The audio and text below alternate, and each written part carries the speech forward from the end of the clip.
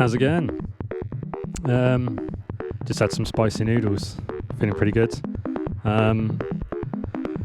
Yeah, got some new stuff that's come together quite nicely. Mainly Electro on the Elektronauts forum has been pinging me messages most days, which is really cool. Basically, like teaching me how to use this box a bit better, which is awesome. The main thing, which was ironic that you messaged me they messaged me a few days ago. I was having this thought about the MKII sampler and how cool you can just turn off velocities, volume, and then you can kind of map the velocity to other stuff. And I was like, oh, it'd be great if this box could do it. And then I kind of had it in my mind, it doesn't do it for some reason. Electro messaged and said, hey, do you know you can do that keyboard tracking thing, but with the velocity? I was like, what? Where is that menu? So, much like I've been mentioning in some previous videos about habits and how you use a particular box, combined with my lack of or inability to read for some reason, like if the text is in a menu, I guess maybe some of you have this, so just don't see it. Those things combined made me think there's 2 modulation menus and there are actually 3. So this kind of was like, where was this menu before? Let me show you. So function filter or the settings. So for the sound you're going to use. So you've got all these kind of settings, and you've probably seen this page, right? But turning the velocity off. Don't know why I didn't see it. And then for some reason I thought because I kind of found the aftertouch annoying, I'd often turn this off, and always thought that was the second kind of modulation page other than the control input one.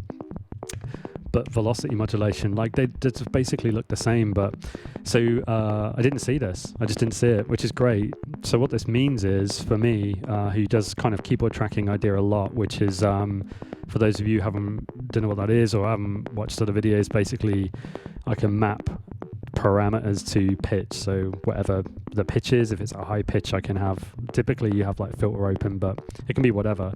And it's kind of a more natural feel because things tend to sound different if they're higher or smaller. When you think about guitar strings or piano strings, they have like different kind of qualities that make them high pitched. And so I can do this really easily now, I'm super excited. So if I kind of go here, previously, like I'd have to, put in all my pitches, and then I would then have to like set up an LFO and use this phase and everything to kind of make it kind of scan across, an assigned value here.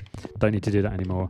I can kind of basically, and I don't have to switch menus either, so I can just basically put these parameters on the velocity here, which is so obvious now and so much easier.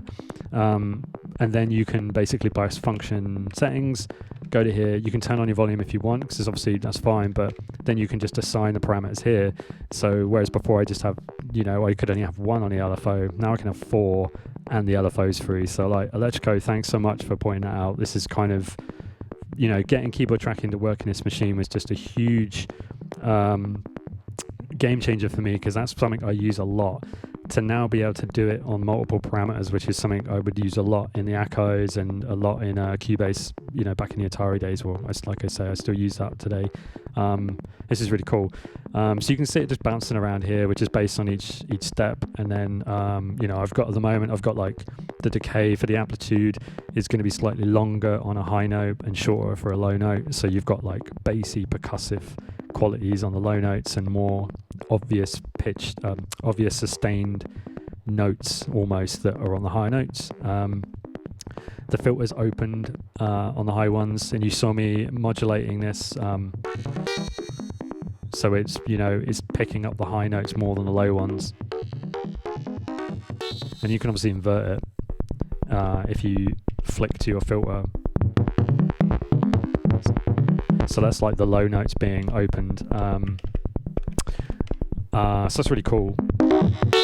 So you've got this performance sort of page, which is which I've been using on control input modulation setups primarily. You can do the resonance. I've got the resonance set on here. You can do whatever values you want that you can do with anything, like you would know. And I've got the like effects like send on the delay, so the high notes get thrown into the delay versus all the notes. So that gives you a little bit more control over the delays or the effect sends in particular, which that's really, really cool. Also, just the ease of being able to do this across 4 parameters, being able to quickly set that up. And then being able to kind of edit sounds, using setting the value and the note basically next to each other as opposed to flicking through menus. Just like huge change. So really appreciate that, pointing that out. They've mentioned there's loads of other stuff there they've been sharing that I've not had a chance to go through. But they did sort of mention about delays and stuff and delay time. So I was kind of thinking about like the performance part that I've not used the pads a great deal like before. I think like partly because I don't know, you have to push him pretty hard, right, to like get him to do stuff. And I find that just, I don't know, kind of a bit annoying. But I guess maybe if I just work the plastic a little bit, work the rubber pads, maybe it will loosen up a bit. I don't know. But I've kind of assigned... you might have heard there's I forget what it was actually, loads of parameters that are based on the effects. So we have, where is it? I think it's on the delay, yeah. So like basically changing the time very incrementally just by one, so you've got like a lot of variation between like the shortest time and the next shortest, like 0 to 1, and then I've got the feedback quite high, playing around with the width, playing around with the reverb and the line low and high cuts, so basically trying to get that sort of feedback pitch, what do they call it, like a pitch shifting, basically. Like it's kind of a pitch shifting idea. Surgeon uses that a lot in his older techno stuff, which I'm a big fan of. Like I think it's like a track with the name Chicken in it, I want to say. I forget what it, like the very first few kind of 12 inches, uses it a lot in the basic tonal vocabulary album, which was kind of my entry point to his stuff, and probably, to be fair, my exit point as well. Like that early stuff really had a rawness, and his later stuff more recently, going back to like 909s and stuff, I kind of liked. His Logic era was a bit too, I don't know, maybe I've just got to get into it, but it was a bit too computery for my personal taste. Amazing stuff, obviously. Tony Child's stuff is amazing, but that kind of really rawness that comes out of like the old sort of Oasis Lexicon, cheap Lexicon effects boxes, maybe the art boxes, outboard gear, combined with I think he was using some old cheater MD16 or something, if I remember right, and a Poly 800, which I have in the background. Just amazing sounds. So trying to get that rawness, obviously big kind of influences between him and Jeff Mills, I'd say. Probably more Jeff influencing him in those early records, but yeah, I really like that kind of stuff, and you can get really kind of rich spreads and weird kind of pitches, and as you heard, like going off into really high pitch ringing kind of qualities, which are really exciting. Give techno, for me, is more a case of like a block of, well, I mean, you know, techno's got a lot of aspects that I personally really appreciate, but one of the main ones for me was just that kind of block of that groove or that kind of sequence that you can just kind of explore either on the desk or through the FX, and just kind of like it's a 5-minute exploration of some frequencies, as opposed to, you know, I wasn't always a big fan into like snare builds up and drops and all that kind of malarkey that come with trance music, but you know, everything has its place, I guess. But yeah, I really like that just sort of block of sound. So you can probably hear that in a lot of my sketches.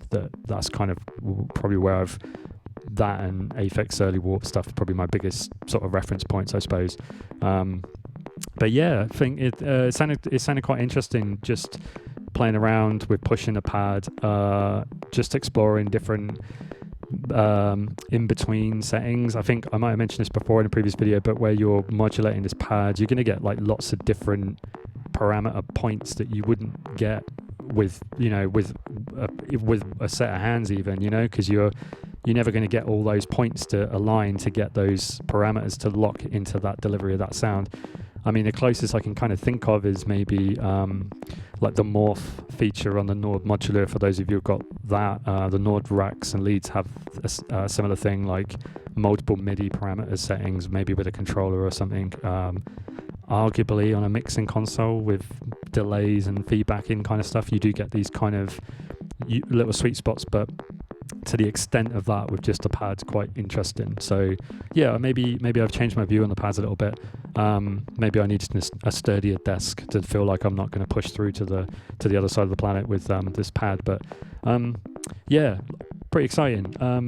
I'm kind of just the possibilities. I haven't even used the LFO now. Like the possibilities of what can be done is kind of extended yet again, which is just really exciting to think about. Every time you think you've kind of found some sort of dark corners of this box, a whole new, you know, back room with like empty cardboard boxes to rummage through appears.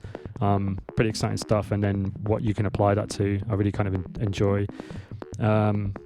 Definitely have to keep in mind, like, not to get too caught up in like parameters and possibilities and just be focused on music. But then I think that's been one of the kind of surprises, maybe things I didn't think about too much with uploading these videos, is that, you know, people kind of share their feedback, and it's just really exciting to be learning these things together, which is really cool.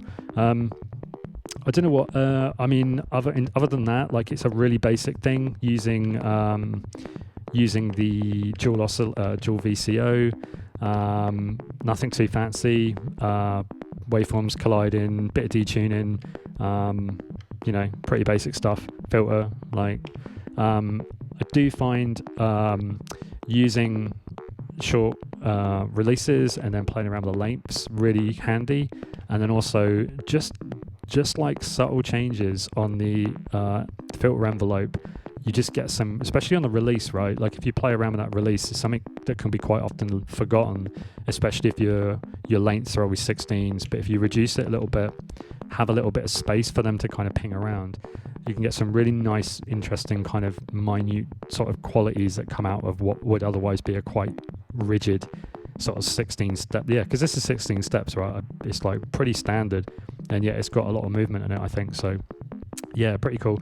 No additional external or kind of internal into controlling modulation at all flat, and already sounding quite alive. So interestingly, not any drum sounds again. So I don't know, like I did sort of play around with just a bass drum, just kind of play around with the velocities originally, and already it sounded a much more interesting, I wouldn't say sort of typical drum machine, but definitely like drum influenced kind of electronic sound. So yeah, kind of interested to kind of maybe explore some of the stock engines that a drum sounds a bit more again with this sort of more flexibility on the modulation. So yeah, pretty cool stuff.